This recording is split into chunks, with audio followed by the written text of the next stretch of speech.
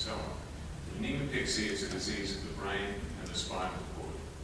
And in fact, different parts of the brain are affected and produce very specific symptoms. So you've heard a lot about the cerebellum.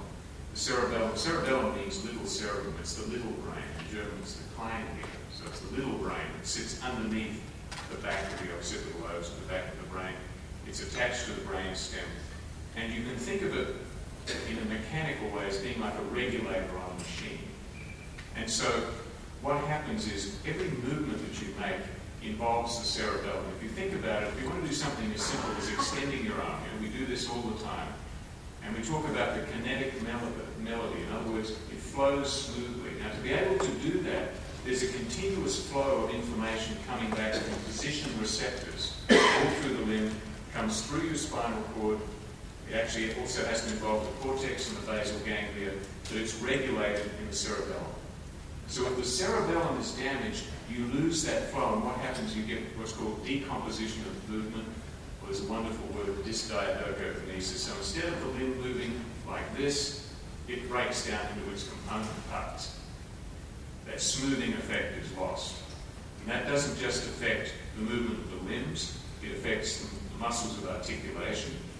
So very often people get, again, that normal loss of the flow of speech, so words become separated in what's called scanning speech. And again, it's because that normal flow is being lost because the cerebellum's function to smooth out those individual movements and to knit them together, if you will, is being lost. And the same thing applies to gait or walking. So people get ataxia, which is a nice Greek word, and it really means instead of, when you normally walk, you may hear the expression people's base. When you talk about the base of somebody's gait, it's the distance between the middle of your feet. Now most people walk on a base that's a couple of inches, like this. Now if you're a super fashion model, you may have a negative base because you're walking like this. It's not so attractive when I do it, okay? Well, maybe it is, right? Okay? But if your cerebellum's not functioning, particularly the middle part of the cerebellum, you have to broaden your base because you're losing your stability. Again, that feedback mechanism is not working, so you're on a broader base. So you have to walk, you can't maintain stability in this way. We've seen all this in people affected with this disorder, and even standing still can be difficult in some cases. You get this movement, which is called titubation. So these are all symptoms of cerebellar disease, and again, it's because the cerebellum, which is normally correlating all this information, you've got a continuous flow going on from position receptors in your joints and muscles. It's all flowing through the cerebellum.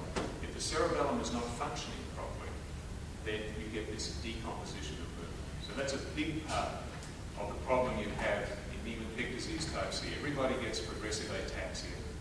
Everybody has the dysarthria, which is the difficulty with speech, and ultimately people get trouble with swallowing because it's using the same muscles, or many of the same muscles that are involved in forming speech are involved in coordinating swallowing. So this is really a central, very, very important part of the disease we have to address. Now, a big challenge in Niemann-Pick disease type C and other diseases that involve the cerebellum is we don't have drugs to make cerebellar function better. We have a whole bunch of drugs that make it worse. Most of the drugs we use to treat epilepsy can make it worse. Drugs we use to treat spasticity can make it worse. Alcohol makes it worse.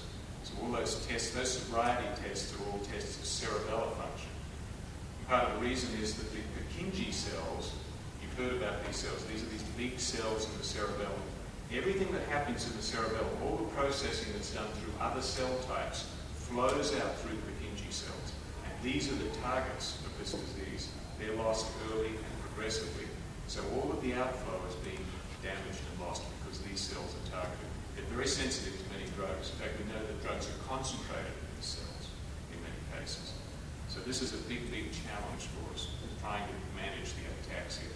There's some very simple things you can do, some very old-fashioned things that occasionally can help. So for example, if you've got trouble with movements, one of the problems is your movements become inaccurate. It's called dysmetria. So instead of being able to hit a target, you miss, you overshoot, or you undershoot.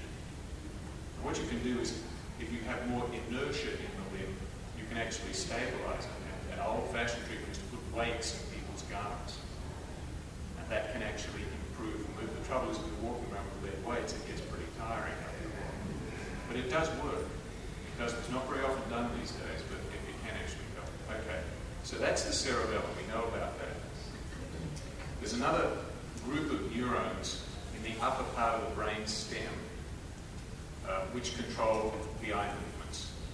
And humans have 3 different eye movement control systems. And the reason is because we have a very specialized part of our retina called the fovea centralis. So your retina consists of rod cells, which are very sensitive to light and dark, and the cone cells, which are sensitive to colors.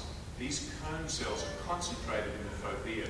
This is the place that gives you the best visual acuity, that is the ability to discriminate 2 points, gives you the best information. But this part of your retina only sees a few degrees of the visual field. So if I were looking at this whole room now, and I could visualize what happens when I'm seeing with my fovea centralis, I just see one person's face in the whole room. But I can see it all. And the reason I can see it all is because I can make saccadic eye movements. They're rapid eye movements from point to point. So only humans and other animals that have eyes facing forward, that have a fovea, have this system. And this is the eye movement system that's affected in Niemann-Pick C. The eye movement system that involves following a target like this, the smooth pursuit system, is not effective. And unfortunately, that's all a lot of doctors test. So if they test your eye movements, they do this. And until quite late in the course of the disease, those movements are normal. You have to specifically test the saccadic eye movements. Because I'm a neurologist, I'm interested in these diseases. I do it. It takes just a few seconds. In fact, it's easy in children. If you provide them with something that's a novel target or interesting to look at, they will look towards that. It's an involuntary movement. And you're testing the saccades. When you're doing the finger-nose test, you're testing saccadic eye movements. There is a third system called the Burgess system, where the eyes are moving in opposite directions at the same time. So that's this. And that usually is spared in Niemann-Pick C as well. But this is a very small group of neurons. Most circuits in the brain involve millions of neurons, hundreds of thousands. This circuitry for saccadic eye movements is just a few thousand cells. And that may be why it's typically the earliest sign of this disease. At least in my experience, it's the very first sign you see. It's often missed because physicians don't test for it. But parents may notice. Some of you who have had the experience, you notice that your children have difficulty getting up and down stairs. They can't make those quick eye movements. They need to readjust to do that. They have trouble with reading. So that's an important correlation. The other part of the brain that's affected, or you've got video there.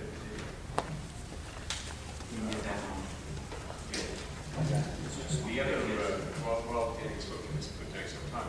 While Eddie's doing this, the other part of the brain that's affected, the basal ganglia. These are the deep nuclei within the brain. Again, they're involved in processing information about movement and planning movement. And if they're not functioning, you get the symptoms, particularly dystonia that we talked about yesterday. This is to refresh your memory. Okay, you're making a movement, flexing your elbow. Normally you contract one muscle, the flexors, the biceps, the brachialis. You relax the triceps. If you have dystonia, they both contract at the same time. That's because the basal ganglia are not doing their job of inhibiting the antagonists while the agonists contract. Another important symptom of Niemann-Pick C, it often begins as what's called action dystonia. So if you're moving, for example, walking along, one foot will start to turn in, or one hand will cross. So what we often get children or adults to do when we're examining is to stress them. So getting people to walk on their heels is a good way of stressing them. And oftentimes when they're